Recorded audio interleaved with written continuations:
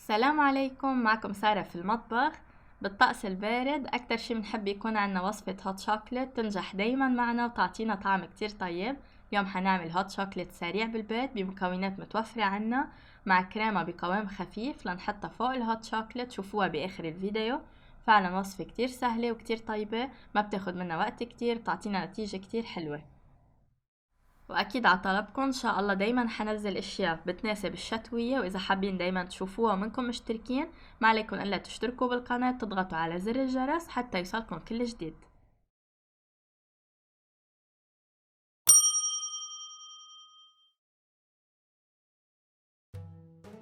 بيلزم لنا نصف كوب كاكاو بودرة غير محلى منخول، نصف كوب من الماء بدرجة حرارة الغرفة، نصف كوب من السكر، 3 أكواب من الحليب السائل، ملعقة كبيرة زبدة، وربع ملعقة صغيرة من سكر الفانيليا. وهلأ بدنا نحط المكونات الجافة مع بعضها حتى نخلطها، الكاكاو، السكر وسكر الفانيليا. مقدار السكر بهدي الوصفة ما بيتحمل انه ينزاد، بتصير كتير حلوة، بس ممكن يتنقص حسب الاشخاص اللي بتحب الحلاوة تكون اخف، فممكن تبلشوا بربع كوب بدل نصف كوب، بعدين بتضيفوا برياحة هي وعلى النار، بس بدكم تعدلوا على التذوق. وهلأ بعد ما خلطناهم منيح بنضيف المي عليهم وبنبلش نحركهم. بهاللحظات منضوي النار تكون خفيفة كتير، النار ما بدنا اياها تكون قوية ابدا، لان اذا لدى عنا الكاكاو بيعطي طعمة ابدا من الطيبة وبيشد. طالما النار خفيفة بهيدي المرحلة فما مشكلة، حتى لو علق شوي على الاطراف ما حتكون النار قوية عليهم، ما حيلدعوا معنا.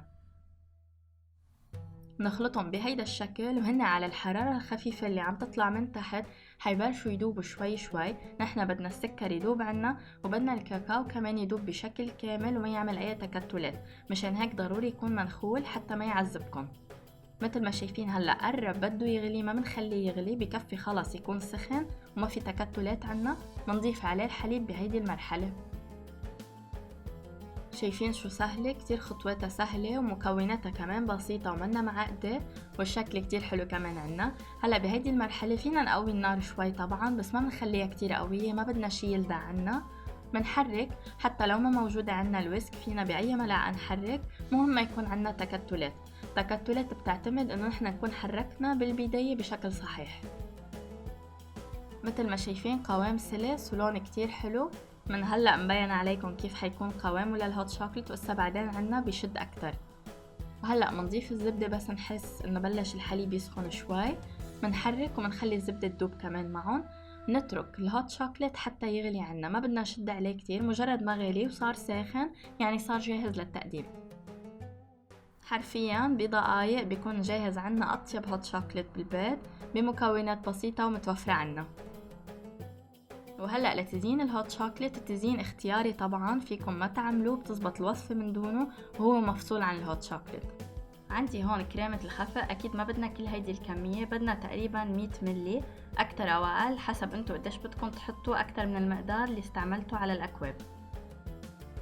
عم بستعمل هون الخفاقة الصغيرة اللي بنعمل فيها رغوة للحليب وللنسكافيه، لأنه أنا هون ما بدي شد الكريمة عندي، بدي إياها تضلها خفيفة، كرمال تعمل طبقة خفيفة فوق الهوت شوكليت، ما بدي إياها تكون قاسية، تكون دغري بس تنشرب مع الهوت شوكليت، ما تكون عنا كتلة لحالها.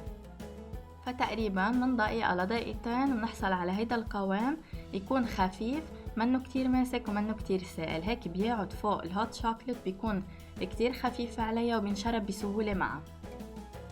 وطبعا فيكم تخفقوا بالايد اذا ما متوفرة عندكم هيدي الخفاقة، او فيكم الخفاقة الكهربائية، بس ما تشدوا كتير اذا بدكم تحصلوا على هيدا القوام. واذا بدكم قوام شادد اكتر طبعا فيكم تشدوه حسب الرغبة. وهيك بدنا نقدم الهوت شوكليت بهيدا الشكل، هي وسخنة دغري، مجرد ما غليت عنا بتكون جاهزة للتقديم. بنقدمها بالاكواب، اذا بدنا نزين نترك شوية فراغ حتى نقدر نحط الكريمة، وحاطة انا كمان فوق الكريمة مارشميلو، فاعملوا حساب الاشياء اللي بدكم تحطوها وتركوا لها فراغ. ونصيحة، حطوا الكريمة بشي ينسكب، يعني مثل ركوة مثلا، او شي ينسكب بهيدا الشكل، مش بالملعقة حتعذبنا وما تعطي هيدا الشكل. هيك بس تنسكب، بنبلش من الاطراف وبعدين للنص مشان نحصل على شكل حلو. وبعد الكريمة ححط قطع المارشميلو، وفوقهم ححط سيروب الشوكولا. واكيد طبعا اذا ما بدكم تحطوا اي زينة فيكم تقدموا الهوت شوكليت مثل ما هو لحاله وهو طيب، بس الزينة اختيارية للي عباله يعمل خطوات اضافية.